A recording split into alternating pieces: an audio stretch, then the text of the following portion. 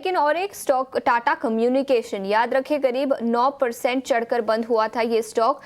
Double upgrade आया था ICICI securities के से खरीदारी की राय 1840 रुपए प्रति शेयर का लक्ष्य।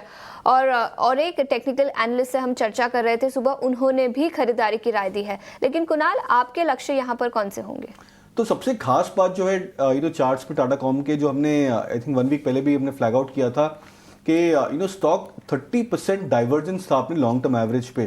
तो जनरली हम कहते हैं कि 200 मूविंग एवरेज एक मैग्नेट की तरह होता है। जब स्टॉक्स बहुत ज़्यादा डाइवर्ज हो जाते हैं अपसाइड या डाउन साइड में, तो कहीं ना कहीं स्टॉक्स मीन रिवर्जन का एक प्ले आउट हो जाता है। तो ये जो 30% का डाइवर्जेंस आता है उसको जल्दी हम कहते हैं कि नैरो डाउन हो जाता है स्टॉक्स में।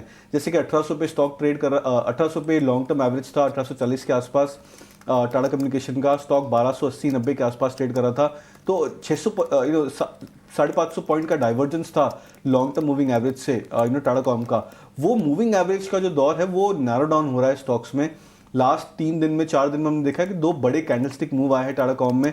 मेरा ऐसा मानना है कि जनरली स्टॉक 1600 टू 1650 के लेवल्स को रीटेस्ट कर सकता है, बट वहां पे आके मुझे ऐसा लग रहा है कि स्टॉक कंसोलिडेट करेगा। तो अगर शॉर्ट टर्म ट्रेडर्स यहाँ पे अगर अपसाइड का टारगेट सेंस करना चाहते हैं तो मेरे अनुमान से शायद और 5 से 8% का अपमूव आ सकता है टाटा कॉम में। चाहिए आपसे कुणाल, एक बार जरा फिर से इंडसइंड बैंक को चेक कर लेते हैं। कल बड़ी गिरावट 26% की, मतलब निफ्टी का स्टॉक इस तरह से भरभरा के टूट जाए। और देखिए मामला कितना था, कंपनी ने कहा कि नहीं 1600-1700 करोड़ रुपए का हिट आएगा टोटल नेटवर्थ पे, करीब 2-2.25% का। लेकिन मार्केट कैप कितना साफ हो गया, 16,000 करोड़ रुपए से भी ज्यादा। ये एक चिंता वाली चीज रही है। आप जरा चेक करके बताइए, हालांकि तनाव बरकरार है अभी, कहां पर सपोर्ट लेवल आप लगा के चलने की सलाह देंगे? क्या देख रहे हैं आप बेस इसका? इसमें अभिषेक के जब स्टॉक्स ऐसे न्यूज़ पे गिरते हैं तो बॉटम जो होते हैं वो थोड़े टाइम बाद फॉर्म होते हैं, बिकॉज जो इनर्शिया सेलिंग होती है स्टॉक्स में वो काफ़ी ज़्यादा स्ट्रांग हो जाती है। तो उस लिहाज से इन जनरली स्टॉक्स अगर बाउंस बैक भी करते हैं तो 5%, 7% या 10% बाउंस बैक आता है। ऐसे अगर 25% फॉल होने के बाद में तो वो जनरली एंटिसिपेट करते हैं कि ट्रेडर्स वहाँ पे पोजीशंस और लाइट करें इन स्टॉक्स में।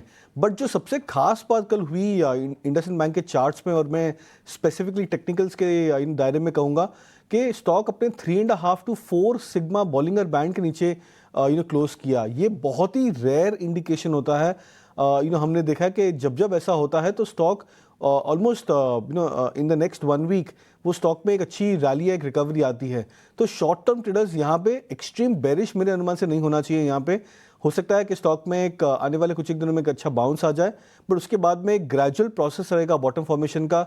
जनरली हम एक्सपेक्ट करते हैं कि 5% to 7% का एक फर्दर करेक्शन आ सकता है अगर हम 1 वीक या 10 डेज का टाइम फ्रेम रखें। बट मेरे अनुमान से अगर 600 के आसपास स्टॉक आ जाता है तो वहाँ पे एक अच्छी बाइंग की लेवल बन सकती है इंडसइंड बैंक पे लॉन्ग टर्म के लिहाज से।